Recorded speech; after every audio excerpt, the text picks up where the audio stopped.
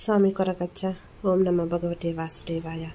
ನನ್ನ ಆರಾಧ್ಯ ದೇವವಾದ ಕೊರಗಜ್ಜ ಹಾಗೂ ಮಹಾವಿಷ್ಣು ನಿಮ್ಮ ಜೀವನದಲ್ಲಿ ಸುಖ, ಶಾಂತಿ, ಸಮೃದ್ಧಿ, ನೆಮ್ಮದಿ ಹಾಗೆಯೇ ನೀವು ಇಷ್ಟಪಟ್ಟದ್ದೆಲ್ಲ ನಿಮ್ಮ ಜೀವನದಲ್ಲಿ ಸಿಗುವಂತಾಗಲಿ ಅಂತ ನಾನು ನನ್ನ ಆರಾಧ್ಯ ದೇವವಾದ ಕೊರಗಜ್ಜನನ್ನು ಹಾಗೂ ಆ ಮಹಾವಿಷ್ಣುವನ್ನು ಪ್ರಾರ್ಥಿಸುತ್ತೇನೆ.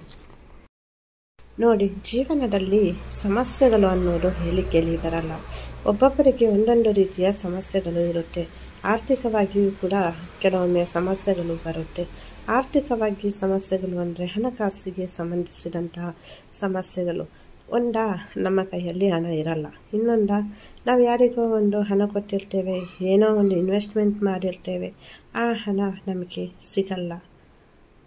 ಅಂದರೆ ನಾವು ಕಷ್ಟಪಟ್ಟು ದುಡಿದ್ರೂ ನಾವು ಕೂಡಿಟ್ಟ ಹಣನೂ ನಮಗೆ ಸಿಗಲ್ಲ, ನಾವು ಕೆಲಸ ಮಾಡಿದ್ದು ಕೂಡ ನಮಗೆ ಸಿಗಲ್ಲ. ತುಂಬ ನಾವು ಆರ್ಥಿಕವಾಗಿ ಸಮಸ್ಯೆಯನ್ನು ಎದುರಿಸ್ತಾ ಇರ್ತೇವೆ. ಹಣಕಾಸಿಗೆ ಸಂಬಂಧಿಸಿದಂತೆ ನಾವು ಜೀವನದಲ್ಲಿ ಏನು ಕೂಡ ಮಾಡಲಿಕ್ಕೆ ಸಾಧ್ಯ ಆಗುವುದಿಲ್ಲ.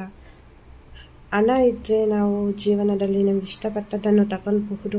ಹಾಗೆಯೇ ನಾವು ನೆಮ್ಮದಿಯ ಜೀವನವನ್ನು ನಡೆಸ್ಬೋದು. ಅದರಿಂದ ನಾವು ಇಂಪ್ರೂವ್ಮೆಂಟ್ ಆಗ್ಬೋದು. ನಾವು ಮಾಡುವಂತಹ ಪ್ರತಿಯೊಂದು ಕೆಲಸಕ್ಕೂ ಈ ಹಣ ಬೇಕಾಗುತ್ತೆ.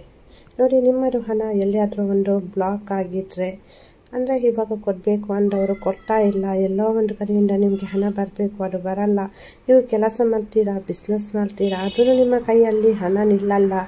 ಬೇರೆಯವರು ನಿಮಗಿಂತ ಕಡಿಮೆ ಸಂಬಳ ತಗೊಂಡ್ರು ಅವರು ತುಂಬ ಉತ್ತಮವಾದಂತಹ ಜೀವನವನ್ನು ಮಾಡ್ತಾ ಇರ್ತಾರೆ. ನೀವು ಇನ್ನೂ ಕೂಡ ಬಾಡಿಗೆ ಮನೆಯಲ್ಲೇ ಇರ್ತೀರಾ. ಮಕ್ಕಳ ಮದುವೆ ಮಾಡಲಿಕ್ಕೂ ಹಣ ಇರಲ್ಲ, ಸಾಲ ಮಾಡ್ತೀರಾ, ಅದು ಕೂಡ ಸಂದಾಯ ಆಗಲ್ಲ.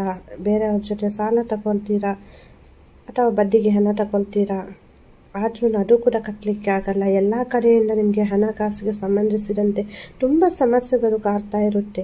ಪ್ರತಿಯೊಬ್ಬರಿಗೂ ಪ್ರತಿಯೊಂದು ವಿಷಯಕ್ಕೂ ಹಣ ಬೇಕಾಗುತ್ತೆ. ಜೀವನದಲ್ಲಿ ನಾವು ನೆಮ್ಮದಿಯಿಂದ ಸಂತೋಷದಿಂದ ಇರಬೇಕು ಅಂದ್ರೂ, ನಾವು ಖುಷಿಯಾಗಿರಬೇಕು ಅಂದ್ರೂ, ನಮ್ಮ ಮನೆಯವರು ಖುಷಿಯಾಗಿರಬೇಕು ಅಂದ್ರೂ ಹಣ ಬೇಕಾಗುತ್ತೆ. ಅಂದರೆ ನಮ್ಮ ಅಗತ್ಯಗಳನ್ನು ಪೂರೈಸ್ಕೊಳ್ಳಿಕ್ಕೆ ನಾವು ಸ್ವಲ್ಪ ಆದರೂ ನಮ್ಮ ಜೊತೆ ಹಣ ಇರಬೇಕು. ಹಾಗೆಯೇ ಸೇವಿಂಗ್ಸ್ ಕೂಡ ಇರಲೇಬೇಕಾಗುತ್ತೆ. ನಿಮ್ಮದು ಏನೇ ಒಂದು ಹಣಕಾಸಿಗೆ ಸಂಬಂಧಿಸಿದ ಸಮಸ್ಯೆ ಇರ್ಬೋದು, ಬೇರೆಯವರಿಗೆ ನೀವು ಸಾಲ ಕೊಟ್ಟಿರ್ಬೋದು ಅಥವಾ ಬೇರೆಯವರಿಂದ ನೀವೇ ಸಾಲ ತಗೊಂಡಿರ್ಬೋದು. ಅದು ಹಣ ಸಂದಾಯ ಮಾಡಲಿಕ್ಕೆ ನಿಮ್ಮ ಕೈಯಿಂದ ಆಗ್ತಾ ಇಲ್ಲದೇ ಇರ್ಬೋದು, ಅಥವಾ ನೀವು ಕೊಟ್ಟಂತಹ ಹಣ ಅವರು ರಿಟರ್ನ್ ಮಾಡದೇ ಇರಬಹುದು. ಎಲ್ಲ ಒಂದು ಕಡೆ ನಿಮಗೆ ಹಣ ಬರಬೇಕು, ಅದು ಬರಲ್ಲ. ಪ್ರಮೋಷನ್ ಸಿಗಬೇಕು, ಜಾಬಲ್ಲಿ ಇಂಪ್ರೂವ್ಮೆಂಟ್ ಆಗಬೇಕು, ಅಥವಾ ಬಿಸ್ನೆಸ್ ಇಂಪ್ರೂವ್ಮೆಂಟ್ ಆಗಬೇಕು, ಸ್ಯಾಲರಿ ನಿಮ್ಮ ಇನ್ಕಮ್ ಜಾಸ್ತಿ ಆಗಬೇಕು. ಮನೆಯಲ್ಲಿ ಕೂಡ ನಮ್ಮ ಹೆಣ್ಮಕ್ಳು ಕೆಲವೊಂದು ಇನ್ವೆಸ್ಟ್ಮೆಂಟ್ ಮಾಡಿ ಬಿಸ್ನೆಸ್ ಮಾಡ್ತಾರೆ, ಅಥವಾ ಕೆಲವೊಂದು ರೀತಿಯಲ್ಲಿ ಅವರು ಕೂಡ ಸಣ್ಣ ಪುಟ್ಟ ವ್ಯಾಪಾರ ಮಾಡಿ ಹಣ ಸಂಪಾದನೆ ಮಾಡ್ತಾರೆ. ಸೊ ಈ ಎಲ್ಲ ರೀತಿಯಿಂದಲೂ ನಾವು ಹಣ ಸಂಪಾದನೆ ಮಾಡ್ತೇವೆ. ಆದರೆ ನಾವು ಬಯಸಿದ ಥರ ಜೀವನ ನಡೆಸಲಿಕ್ಕೆ ಆಗಲ್ಲ. ಹಣಕಾಸಿನ ಸಮಸ್ಯೆ ದಿನದಿಂದ ದಿನಕ್ಕೆ ಜಾಸ್ತಿ ಆಗ್ತಾನೆ ಇರುತ್ತೆ. ಸಾಲ ಸಂದಾಯ ಆಗಲ್ಲ, ಬರಬೇಕಾದ ಹಣ ಬರಲ್ಲ. ಈ ಸಂದರ್ಭದಲ್ಲಿ ನೀವು ನಿಮ್ಮ ಜೀವನದಲ್ಲಿ ಹಣಕಾಸಿಗೆ ಸಂಬಂಧಿಸಿದ ಎಲ್ಲ ಸಮಸ್ಯೆಗಳು ಪರಿಹಾರ ಆಗಬೇಕು. ಹಣ ನಿಮ್ಮ ಕಡೆ ಹರಿದು ಬರಬೇಕು ಅಂದರೆ ನೀವು ನಾನು ಹೇಳುವಂತಹ ಇವತ್ತು ಈ ಒಂದು ದೈವಿಕ ಸಂಖ್ಯೆಯನ್ನು ಜಪ ಮಾಡಿ ನೋಡಿ.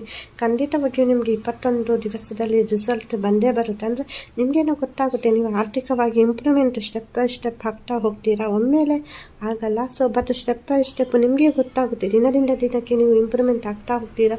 ಸೊ ಹೆಚ್ಚಿನವರು ನನಗೆ ಹಣಕಾಸಿಗೆ ಸಂಬಂಧಿಸಿದಂತಹ ಸಮಸ್ಯೆ ಬಗ್ಗೆ, ಸಾಲದ ಬಗ್ಗೆ ಜಾಸ್ತಿ ಕಮೆಂಟ್ಸ್ ಮಾಡ್ತಾಯಿದ್ರು. ಸೊ ಹಾಗಾಗಿ ನಾನು ಈ ಒಂದು ದೈಹಿಕ ಸಂಖ್ಯೆ ಬಗ್ಗೆ ನಿಮಗೆ ಹೇಳ್ತಾ ಇದ್ದೇನೆ. ಏನು ಮಾಡಬೇಕು ಅಂದರೆ ನೀವು ಇದನ್ನು ಜಪ ಮಾಡ್ಬೋದು. ಇಲ್ಲಾಂದರೆ ನಿಮ್ಮ ಲೆಫ್ಟ್ ಬಾಡಿ ಪಾರ್ಟ್, ಲೆಫ್ಟ್ ಲೆಗ್ಗಲ್ಲಿ, ಎಡ ಕಾಲಲ್ಲಿ ಅಥವಾ ಎಡ ಕೈಯಲ್ಲಿ ನೀವು ಇದನ್ನು ಬರೆಯಬಹುದು. ಈ ದೈವಿಕ ಸಂಖ್ಯೆ ಯಾವುದು ಅಂದರೆ 71042. ನೋಡಿ, ಇದನ್ನು ಜಪ ಮಾಡುವಾಗ ನೀವು 71042 ಇದೇ ಥರ ನೀವು ಜಪ ಮಾಡಬೇಕಾಗುತ್ತೆ. ಈ ದೈವಿಕ ಸಂಖ್ಯೆಯನ್ನು ಇದೊಂದು ಅದ್ಭುತ ಚಮತ್ಕಾರದ ಥರ ನಿಮಗೆ ಹಣ ಆಕರ್ಷಣೆ ಆಗಲಿಕ್ಕೆ ಸಹಾಯ ಮಾಡುತ್ತೆ. ನಿಮ್ಮ ಜೀವನದಲ್ಲಿ ತುಂಬ ಇಂಪ್ರೂವ್ ಆಗ್ತಾ ಹೋಗ್ತೀರಾ ನೀವು ಸ್ಟೆಪ್ ಬೈ ಸ್ಟೆಪ್. ಇದನ್ನು ನೀವು ಖಂಡಿತವಾಗಿಯೂ ಮಾಡಿ ನೋಡಿ. ಎಂಥದ್ದೇ ಸಮಸ್ಯೆ ಇದ್ರೂ ನಿಮ್ಮದು ಹಣಕಾಸಿಗೆ ಸಂಬಂಧಿಸಿದ್ದು ಬಗೆಹರಿಯುತ್ತೆ. ಖಂಡಿತವಾಗಿ ಇದರಿಂದ ಒಳ್ಳೆಯದಾಗುತ್ತೆ. ರಿಸಲ್ಟ್ ಬಂದ ನಂತರ ಥ್ಯಾಂಕ್ ಯು ಗಾಡ್ ಅಂತ ಹೇಳಿ ನಿಮ್ಮ ಅನುಭವವನ್ನು ಒಂದೆರಡು ಮಾತಿನಲ್ಲಿ ಹೇಳಿ.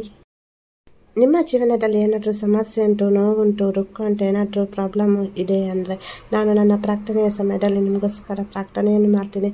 ಖುಷಿಯಾಗಿರಿ. ನಿಮಗೂ ಕೂಡ ಒಂದು ಒಳ್ಳೆಯ ದಿನ ಬಂದೇ ಬರುತ್ತೆ. ನನ್ನ ಆರಾಧ್ಯ ದೇವವಾದ ಕೊರಗಜ್ಜ ನಿಮಗೆಲ್ಲರಿಗೂ ಒಳ್ಳೆಯದು ಮಾಡಿ. ಹಾಗೆಯೇ ವಿಡಿಯೋ ನೋಡಿದ್ದಕ್ಕಾಗಿ ಧನ್ಯವಾದಗಳು.